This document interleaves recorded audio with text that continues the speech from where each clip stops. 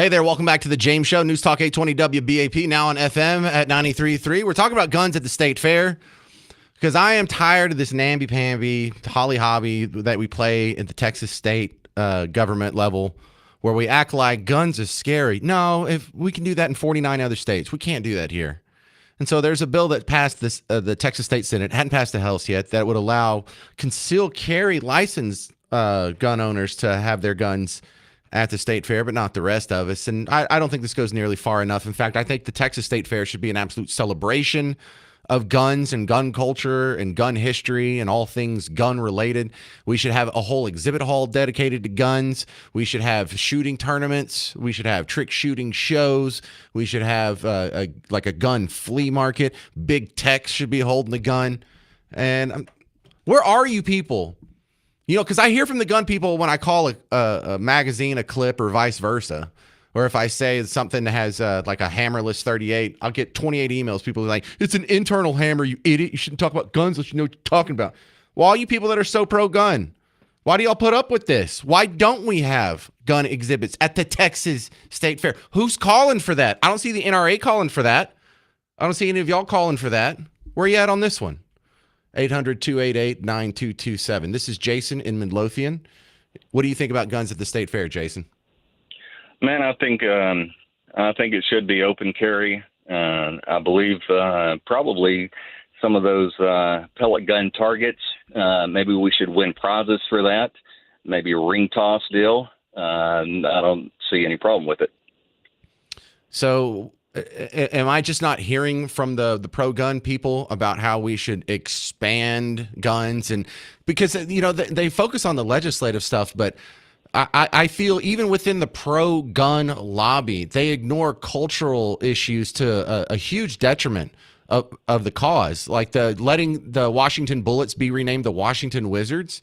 How did we let that stand? It's like, oh, well, we can't be associated with guns. Oh, you mean the only country with a Second Amendment can't be have their capital associated with guns? Really? Yeah, that's ridiculous. I don't understand it. I don't know if people are just scared. The media puts a lot of this information in your head. I think it should be allowed, and I don't understand why it isn't. Okay, great. I agree. We all agree. Anyone disagree? Does anyone talk me out of having a shooting tournament at the Texas State Fair? Talk me out of that.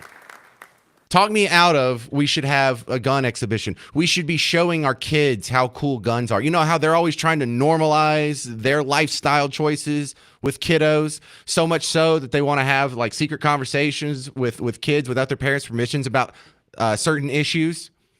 We should be doing that about guns.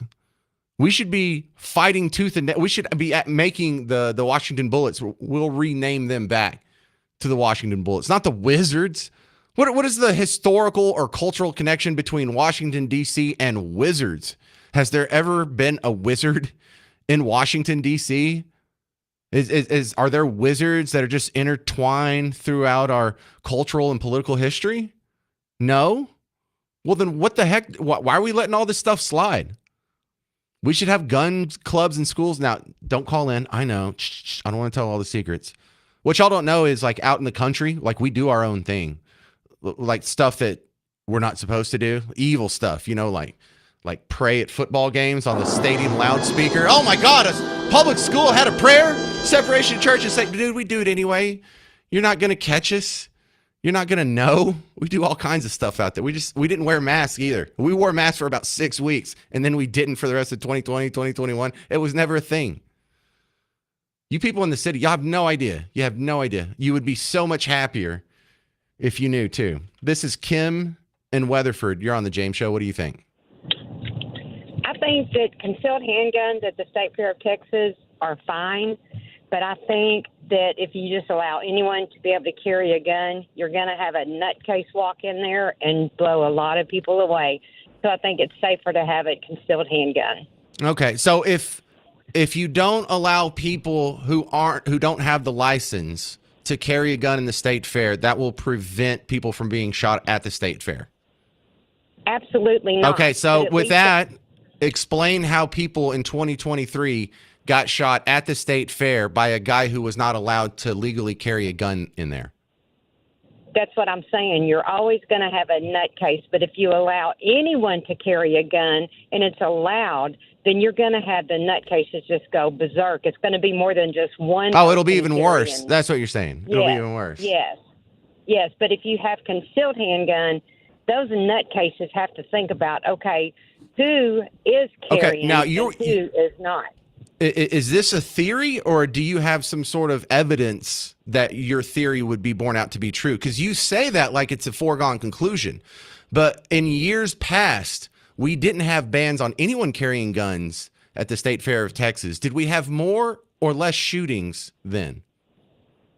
We've always had shootings at the State Fair of Texas. They're just not publicized on television like they are nowadays. But back in the day, I was born and raised in Dallas, Texas. There was a shooting every year, and probably more than one that maybe I can't remember, but there was always shootings. My dad was a Dallas cop. I know.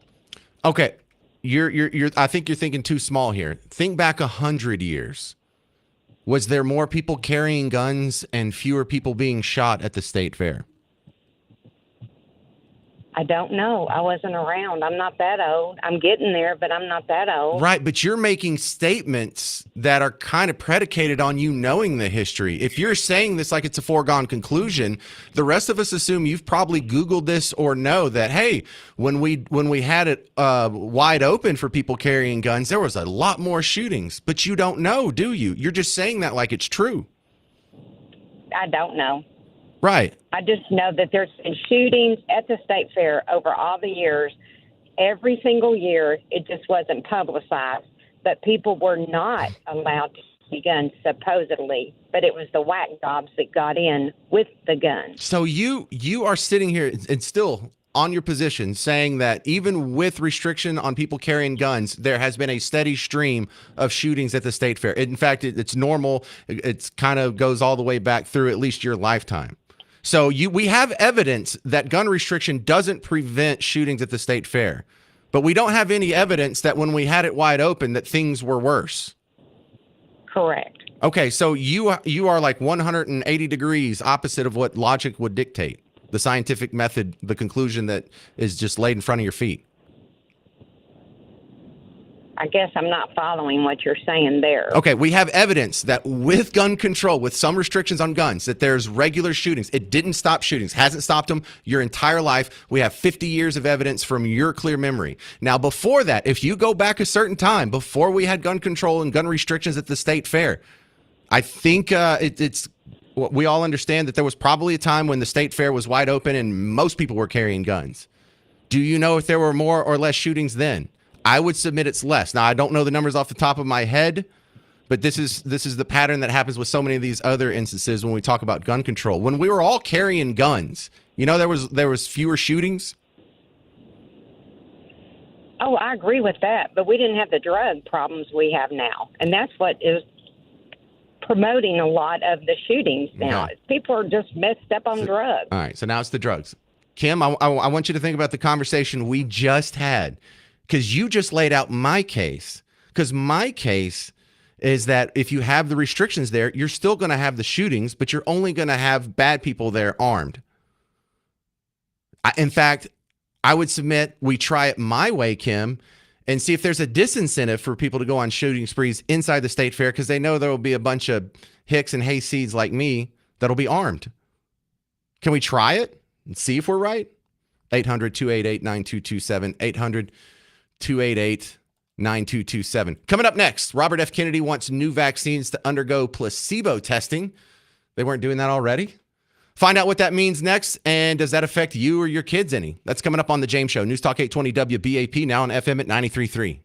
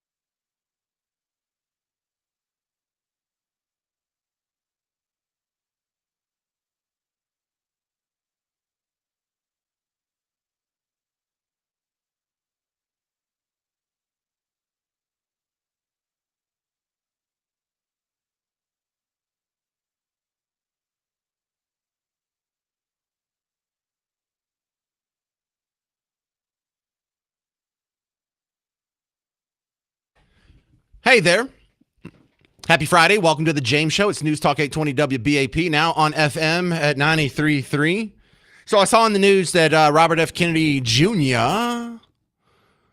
wants all new vaccines to undergo placebo testing. They're not doing that already? Does this mean something? Because I figured they always checked if there was a placebo effect on all these vaccines. Have they not been doing it this entire time? Let's ask my next guest, Dr. Bill Hennessy, a healthy living expert on the James Show. Dr. Bill, do I understand the definition of what even placebo testing is? What is that? Yeah, I'll go over with you. But my first question was your first question. You mean they're not doing that already? Okay, good. So I'm not crazy. No, well, you could be crazy, but you got common sense too. So I appreciate that. All right. So let's go over a couple rules of two with placebo testing, because I am an MD. I have published research in an earlier other life. A placebo, something either works or it doesn't work. There's two sides of that coin, heads and tails. So in order to be better than a placebo, something has to work more than 50% of the time. Now, me and you want a vaccine that we take to work 100% of the time. Nothing is perfect, but 90+% would be fantastic. So we're looking for two things. Number one, how efficacious is it? How much does it work better than 50%? And the other thing you and I want to know, and so does everybody else, what's the side effect profile? What three side effects does it have, and what's the percent? Does that happen 5%, 10%, 20% of the time? If we knew the benefits versus the risks as patients, as well as the doctors knew the benefits and risks, we could do this thing called make an informed decision statistically in our favor. So I'm kind of still stuck on why weren't they doing this yesterday? But like, isn't there some sort of like legal exposure if you don't do this? Oh, come on now. You know that big drug companies have lots of millions of dollars of lobbying money, and they control both sides of the aisle in D.C., and they get their way. And if you look at JAMA, the Journal of the American Medical Association, the Times New Roman size 0.5 font print, you'll see the study on the vaccines working was sponsored by both Moderna and Pfizer. All right. So does this change how we should approach vaccines? Should we be more skeptical of them or less skeptical in the future? As long as what RFK is saying, that's a good thing. I want to know how well it works and what the side effect profile is before I put it in my body. So I think it improves both the safety and efficacy going forward, and who uses it. So do we need to change anything? Like if we have kids or grandkids that are about to get to that vaccine stage of healthcare, anything we should do different going forward? Well, we like to use the two C's, care and common sense. So let's just talk about what you're not saying, but you probably are. COVID is the big one that everyone wants to talk about and even get political about. But let's just look at it from a medical standpoint. Please note, I'm not running for office. Gotcha. Elderly people and morbidly obese people are those most likely to get very sick and die. So as long as the efficacy is good of a vaccine and the side effect profile, those people should definitely get it. On the other hand, if you're a healthy child or you're taking no medicines and in your 20s or 30s and you're active, you probably don't need it. You gotta understand what that benefit is before you. Yes, it may prevent something, but if you're a healthy 20-year-old, I mean, the COVID's just like the flu or a cold to you. So what? Let your natural immune system take over. We're not better than the designer of the system, as my anatomy professor referred to him as. Oh, I like that. A very poetic reference to God there. Dr. Bill Hennessy, CGASaves.com. Is that still your website outside of the James Show? That is it. Helping millions save billions on healthcare. Yeah, that's it's Care Guide. Care Guides. And for you people who already have bills or you're about to go run into one, that's his day job, helping you beat those bills down just a little bit. So thank you very much, Dr. Bill Hennessy on the James Show. Coming up next, new evidence and everyone's favorite El Salvadoran gangbanger We have both the body cam footage from when he got pulled over in Tennessee and a new audio recording from his wife talking about the abuse. I think I'm just going to have time for the body cam footage next, but you're going to love it. Stick around. That's coming up on The James Show. News Talk 820 WBAP, now on FM at 93.3.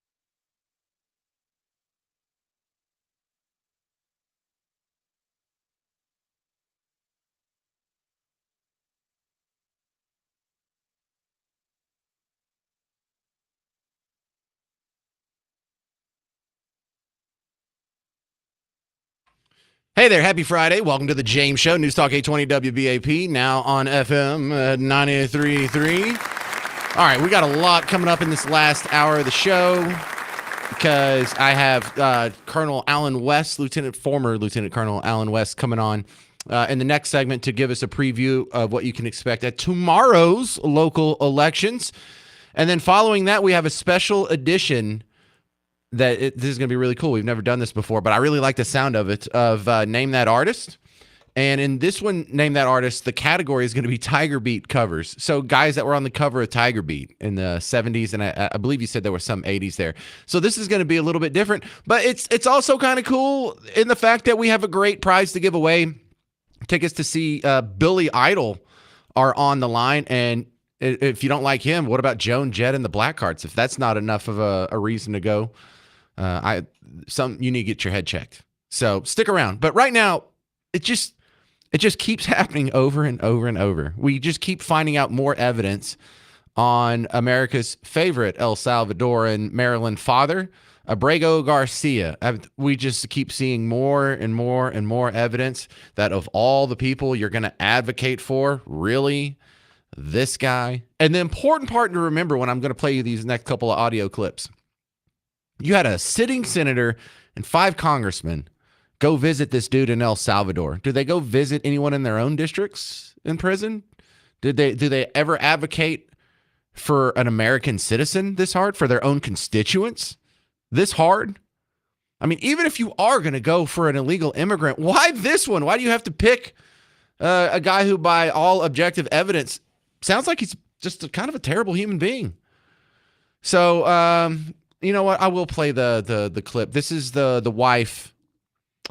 She is begging a judge for a protective order against Abrego Garcia, and she describes one of the incidents of abuse where he took her phone, and so she got another one and ran outside and was trying to call the cops, and the cops were coming, but it was taking a long time, so she was hiding out in the neighbor's yard. Then he came over there and started hitting her. So I saw a neighbor walking his dog, and I opened the door and I was like, help. And then when he heard me, like, he grabbed me from my hair and then he slapped me. And then the neighbor, like, he didn't know what to do. He didn't know what to react. I have pictures of the evidence, like all the bruises, because even on Wednesday, he hit me like around like 3 a.m. He would just wake up and like hit me. And then last Saturday for my daughter's birthday party, before I went to my daughter's birthday party, he slapped me 3 times. Jesus. And then last week I did call the police. My sister called the police because he hit me in front of my sister. Okay. So, yeah, let's go advocate for this guy. Let's go bring this guy, this non-citizen, let's go drag him out of El Salvador and bring him back here illegally. Yeah, that's the kind of activity that'll make America a much better place to live. Wouldn't that be great if we get more wife beaters over here?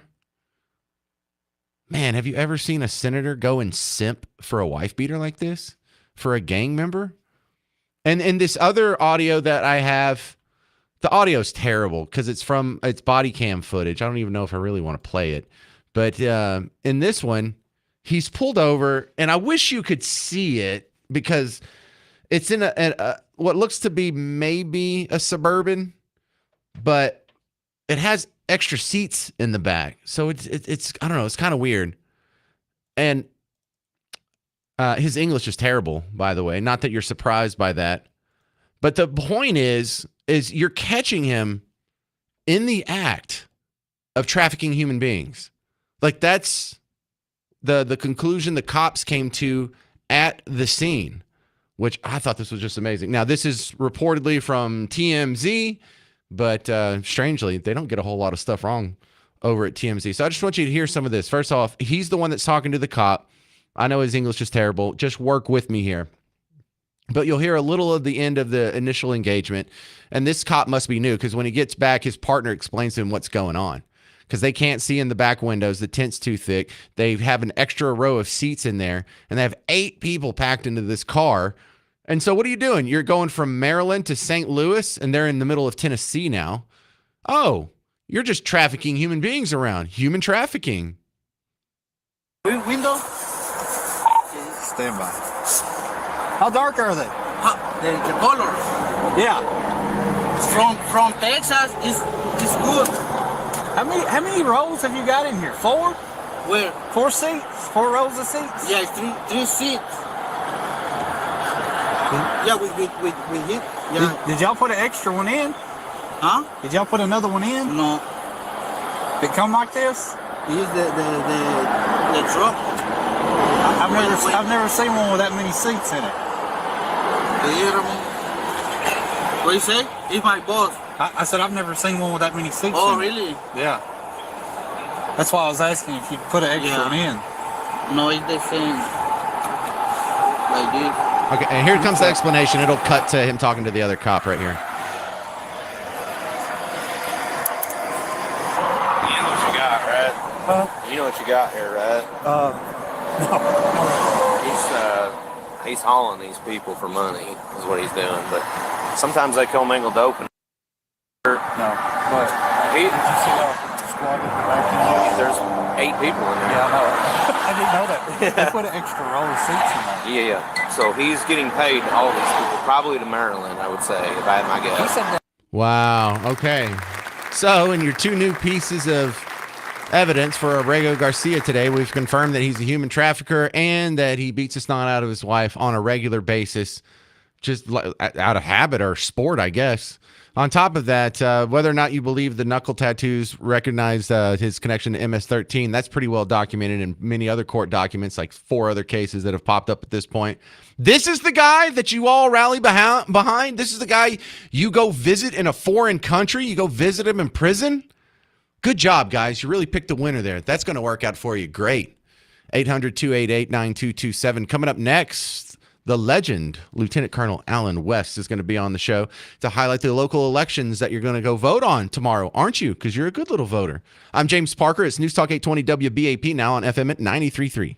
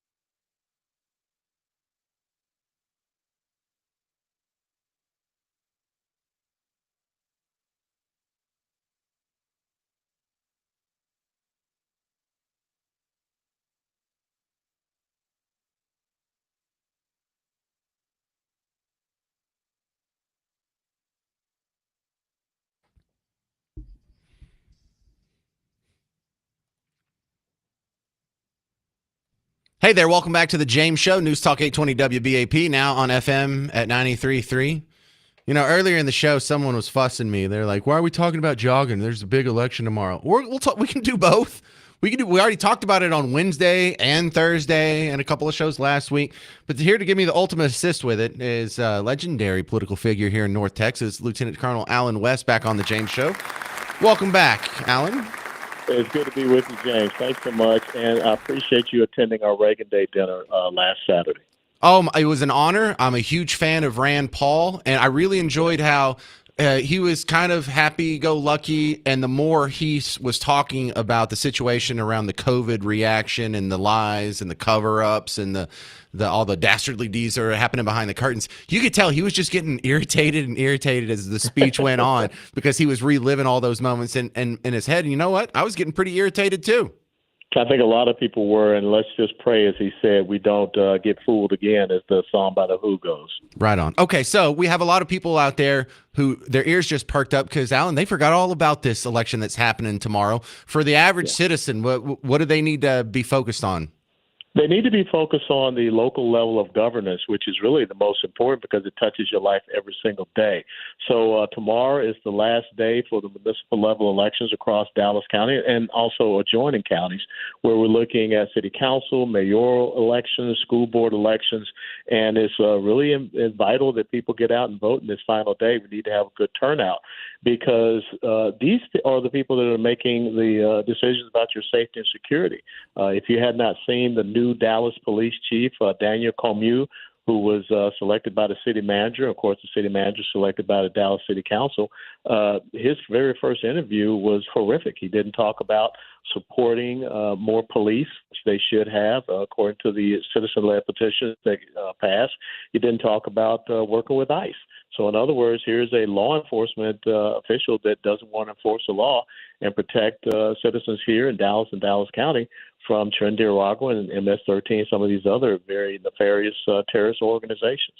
Well, y'all have a lot of good maps and helpful tools at your website, dallasgop.org. Is that where you would recommend people in Dallas go? And is there an equivalent for other counties? Yeah, I think there would be. If you go to the Collin County or Tarrant County, ours is dallasgop.org, and you can learn more about some of these municipal elections. And I think it's imperative that, again, look at your voter registration card, know what city council district you're in, know who is out there running for mayor, and try to do your best due diligence right now. I live in Garland, and I already voted the very first day of early voting last week, Tuesday. But again, we need to start learning about these local level candidates, which is also important because this is kind of like your bench. This is how you build your farm team. And these are the folks that maybe you want to see elevated to run for state house, state senate, and some other elected positions later on. I saw a report that only 6% of people have voted in early voting. Do you have some sort of estimate on what you think the turnout will be after tomorrow? Well, I will tell you that the average, if you go back and you look at past years, is 6 to 8%. The last municipal level elections, I looked at some of the Dallas City Council races. There were people that won city council races with just 884 votes. I think the most was a little over 1,400 votes. And that level of apathy is the reason why you turn around and you don't have an adequate response time for police in the city of Dallas, and you don't have an adequate number of police. So I think it's really important that people pay attention, try to study up, and like I say, go to your respective county GOP websites and learn about these candidates because people say it's nonpartisan. That's a wink, wink, fingers crossed behind the back. Yeah, we all know better than that. Well, it's so hard to get in on the individual races, though, because maybe 10% of our listening audience is actually voting in Dallas and maybe 10% in Fort Worth. And so, I'm leaving a whole lot of people out of the discussion when I start to talk about individual things. But I have a couple of giant projects that I've seen on some of the ballots. Like one that comes to mind is this theater idea in Frisco that's going to cost $380 million. It's totally unnecessary, and people are not falling all over themselves to see a live Broadway musical in Frisco. Is there any big bond issues or projects like that really stick out to you? Well, like I said, I live here in Garland, and there are several bond issues here in Garland, and I voted for two of them. The other two I did not vote because I vote for them because I did not see them as being necessary as far as the mission, task, and purpose of local level governance. So again, we know that the Dallas City Council went out and voted $6.2 million to count trees in the city of Yes, Dallas. that was great. If you don't pay attention to these things, this is how people waste your tax dollars. And then they come back and tell you they have to raise your millage rate and your local taxes. Well, I have an aunt and uncle out there in Garland. So Kathy, Randy, when y'all vote tomorrow, what are the bonds that they should vote against? I would say A, B, C, and D. I voted for A and D. I did not vote for B and C. Well, there you go. We got a little specific help there for, my wife's uncle and aunt, but I've been married to her for like 15 years, so they're mine now too. Lieutenant Colonel Alan West, American Constitutional Rights Union and Dallas GOP. What eighth job do you have now? Well, you can follow me on all the social media platforms, not TikTok, and also the Steadfast and Loyal podcast. There you go. Thank you very much, Lieutenant Colonel Alan West on the James Show. Don't forget, y'all, tomorrow is Election Day. Find out where you're going to go vote and what you're voting on today. Don't figure it out on your phone while you're waiting in line. All right, coming up next, we're going to do a special edition of Name That Artist. And this is cool because today's category is Tiger Beat. Garrett, do you even know what a Tiger Beat is? Yeah, you never had a magazine subscription in your life, have you? Yeah, you've never had. He hasn't. He's like 28 and he's never had a magazine subscription. Sports Illustrated? Okay, well, you got saved. You're not a complete baby. My kids have never used a phone with buttons. How about that? But coming up next, Name That Artist for 2 tickets to see Billy Idol and Joan Jett on The James Show. News Talk 820 WBAP, now on FM at 93.3.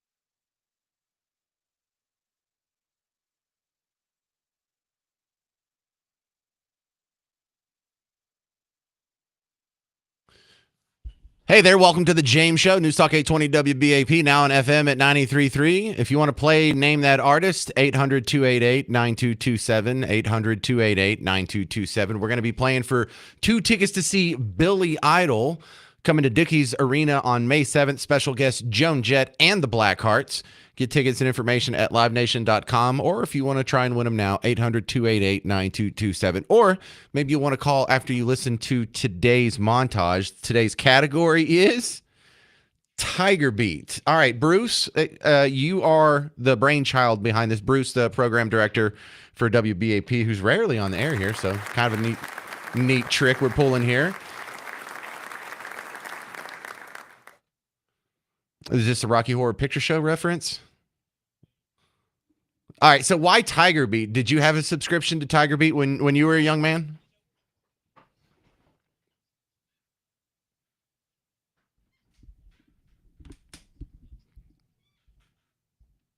That's weird. Well, how are you familiar with Tiger Beat? Do you have a sister? Do you have a sister that had Tiger Beat? Okay, because I had a sister, and there was like a string of them. And if there was a guy that she liked on the cover, my poor mom had to buy it. So, all right, so Tiger Beat, these all look like they're from the 70s?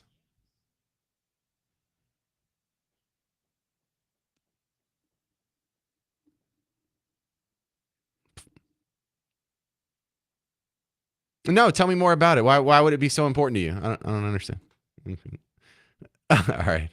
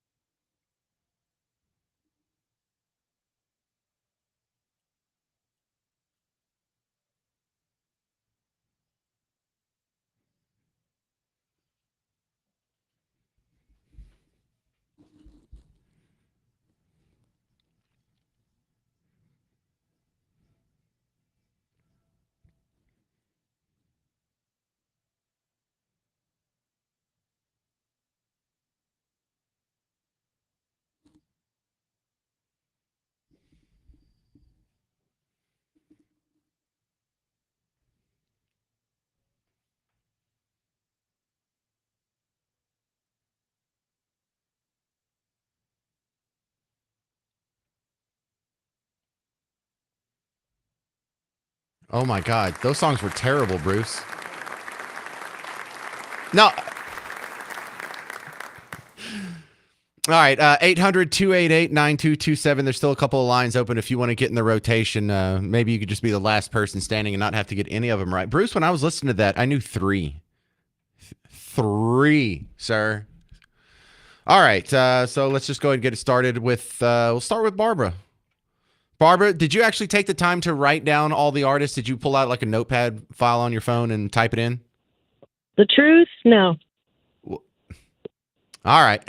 Hey, do you have a piece of paper or a pen or some ability to write this stuff down? No. You don't? I'll be okay, though. Well, you just going to memorize it? Yeah. Okay, hang you on. mean I have to? Oh, so I don't get to hear it again? No. You'll get to hear. We'll play it for okay. you again, but this gives you the chance to write it down. All right, hang on. Go ahead, do it again.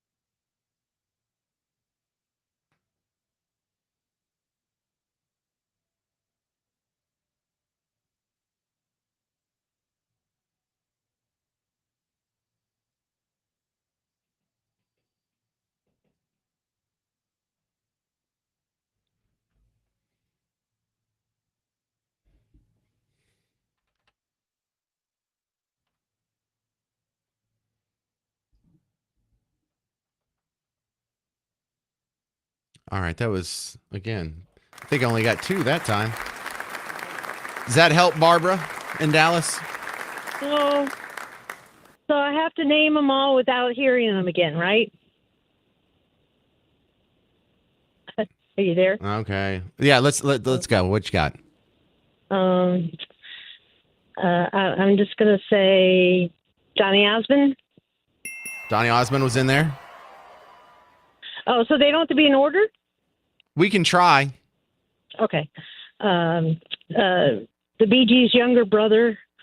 Andy, I'll take that. Yep. Michael Jackson, the Jackson 5. Okay. That's What's the guy's name? What's his name? Cassidy guy.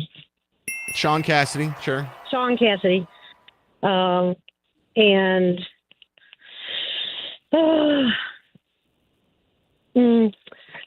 Davy Jones? Yeah, we're going to hand it off Okay. here. All right, let's go to Irving and Azel. Irvin, what's your list Yes, sir. sound like? You ready? Yeah. All right, go. So, man, I I was gonna give this a really good shot, and I thought that I had some answers for you, but really, I'm just laughing. It's hilarious. Those songs are crazy. But anyway, I don't have an answer, man. I'm sorry I wasted your Well, time. how about we just keep the tickets then? How about we just never do Tiger Beat again? I never play that montage again. Does nobody want to play? 800-288-9227. It's going great, Bruce. What? Look at how hard this is. I turn 48 next month. Oh yeah, it's almost next week. It's almost my birthday, by the way. And if it's like before my time, we're running out of people who know this stuff. All right. Tom Hurst, you ready to go? Yes. All right, let's go. Jackson, Bee Gees, Tom Clancy, David, Donny Osmond, and the last I can't remember. Michael Jackson. Well, there was a Michael Jackson in there. I kind of want to give it to Barbara. All right. Barbara? Yes, James. How about I just give you the tickets and we admit this is a huge embarrassing failure? Oh, yeah, now everyone's calling in. Now I have 30 people that know if you were going to be the last person at the end of the rope, you would have gotten it. Am I getting it? Yeah, it's true. These other people are too late, Barbara. Thank you, James. Thank you. Hang on. Garrett will get your information, and we'll email you the tickets to go see Billy Idol with Joan Jett and the Blackhearts at Dickies Arena next week on May 7th. For the rest of us, tickets at livenation.com. All you people on hold, you should have called when I told you the first time. Now you have to go to livenation.com. All right, coming back, I'm going to play a couple of funny viral video audios, and then we'll get out of here and have our weekend. I'm James Parker. It's News Talk 820 WBAP, now on FM at 93.3.